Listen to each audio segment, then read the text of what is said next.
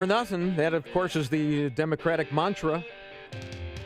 The chicks for free. That's nobody's mantra in Washington. All my chicks are for free, man. Sure they are. Yeah. Bruce Wolf and Sean Thompson in for Dan and Amy. Hey, we're joined by a guy. Love him. Yeah, he's great. Wanna argue with him a little bit. Stephen Moore is a CNN senior economist and former advisor of the Trump campaign, and we welcome him right now. Good morning, Stephen. Thanks for being on the show.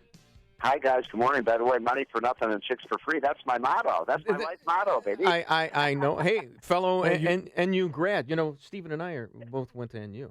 Did you really? Yeah, where did and you look go, what Sean? he did with Where'd his you- life. Yeah, I went to exactly. Columbia College, and then in 1987, Stephen, I was a runner at the Mercantile Exchange, and my second week was the crash. And I saw a guy make $70,000 in about 30 seconds, and I said, "That's it for me, baby." Talk about money for nothing. There we go. Well, no, I thought it was a lot of fundamentals, a lot of high risk, a lot of Austrian economics. It hooked me, and shortly thereafter, I became a fan of yours with your book in '95, The Real American Growth Industry Government. I loved it. I mean, I'm surmising. It's been a long time since I read it, but That's an oldie but goodie. You know what? I have to go back and update that book. It's government America's #1 growth industry, and unfortunately, 20 years later, it still is. how about I was that's right? like We just Trump named the new book I Was Right. So today, let's go up to 2017 for a second, although I love the flashbacks. I'm reading this article in Politico, and it says Wall Street's given up on the 2017 tax overhaul. We're going to be consumed this summer with the national debt. We're not going to be talking tax cuts or reform. Basically, the healthcare situation is a prologue to what's going to be happening with the tax situation this summer. Say it isn't so, Stephen Moore. Aren't we going to get tax reform enacted? I think that story is 100% wrong. Yay! Shocking, right, that the media got it wrong. I mean, gee whiz, they're usually 98% accurate. Look, we are going to get tax reform done. We're going to get a business tax cut down. We're going to cut our highest in the world corporate tax. We're going to allow companies to bring money from overseas back to the United States.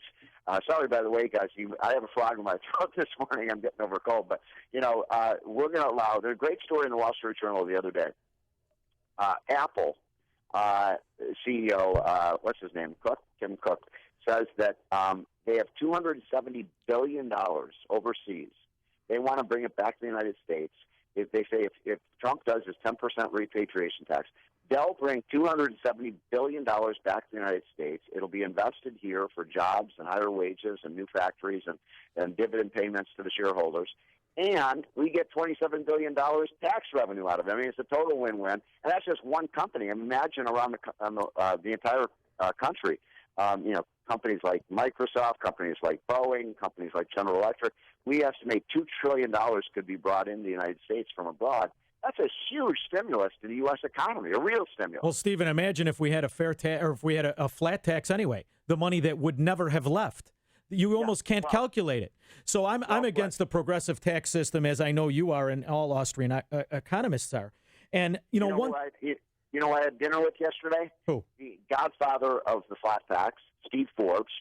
And he's still I love him, by the way. Still talking about this, but I love the flat tax. I mean, get rid of all the deductions, all the loopholes, all the special interest provisions. Get rid of all the, the giveaways for investing in bull sperm and windmills.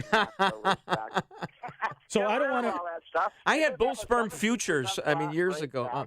Postcard return. By the way, when I go around the country, and I did a lot of this with Trump, and we talked about the simplification of the tax system, that was the number one applause line that we got. And it was from Democrats and Republicans. Everybody hates the IRS tax code. I'm with you. Let's radically simplify it. I'll tell you another thing, Stephen. I hate this word revenue neutral. See, that's a fraud. That's a lie to me. I want to control government through its intake of money, and I want to limit its spending of money, because all of a sudden what I've noticed is I don't hear anyone talk about the fact we're $80 billion away from $20 trillion of debt they let us see. Forget about the 200 plus of the unfunded liabilities. And all of a sudden, Republicans go quiet. It's really annoying to me. And this where we continue to fund government till October, we could have had that fight and won it 3 weeks ago. Where you talk about an infrastructure spending, it's infuriating to me. So can you get him off this, or am I going to have to wait for The Rock? First, I'm totally with you on this whole idea of revenue neutrality. Look, how does it stimulate the economy if they cut your taxes, but they raise my taxes by the same amount. I mean, that doesn't stimulate the economy.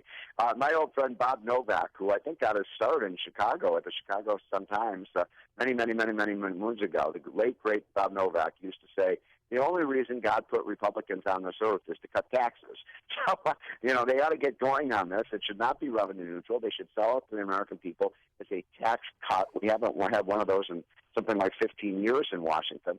And it's time to give the American people a break. And by the way, I'm an old Art Laffer guy. I believe if we cut those business tax rates, over time we're going to get more revenue than we would if we kept them where we are. We're losing businesses every day. Burger King is now in Canada.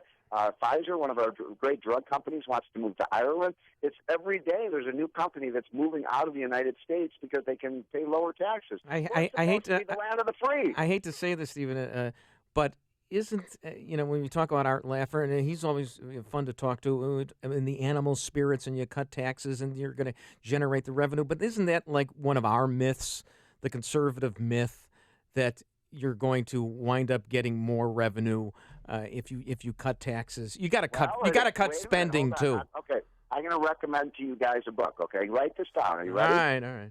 You got your pen out? Okay. Yeah. It's a great book by my buddy Larry Kudlow, one of the great economists in this country. Larry is the best man at my wedding, one of my best friends. He wrote a great book, just came out about 3 months ago, called JFK and the Reagan Revolution.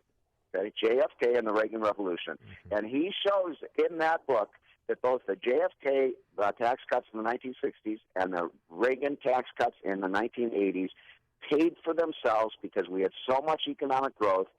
We were on the wrong side of the Laffer curve. We got more revenues in when we cut rates. I mean, look in the 1980s when Reagan cut the highest tax rate from 70% to 28%. That's a big reduction. The tax revenues to the government over the next decade doubled.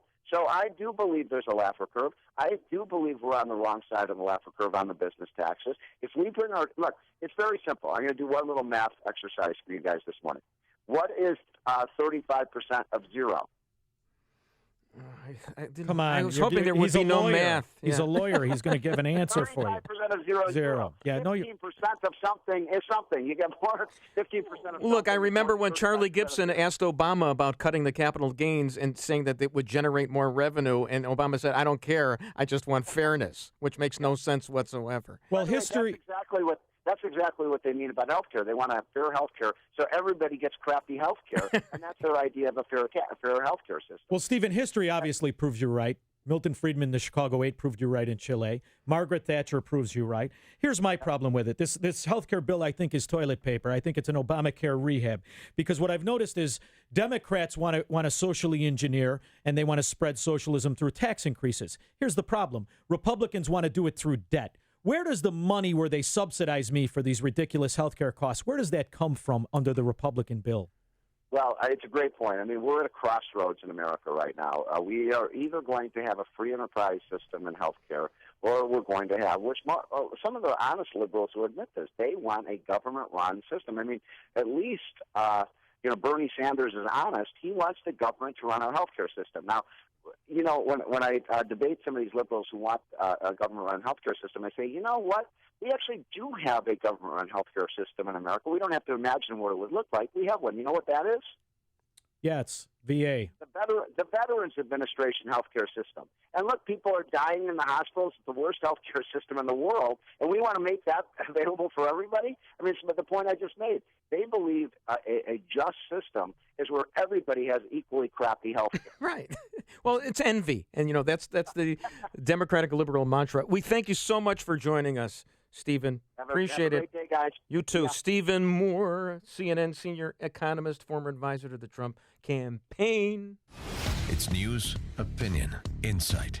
This is Chicago's Morning Answer on AM 560. The Answer.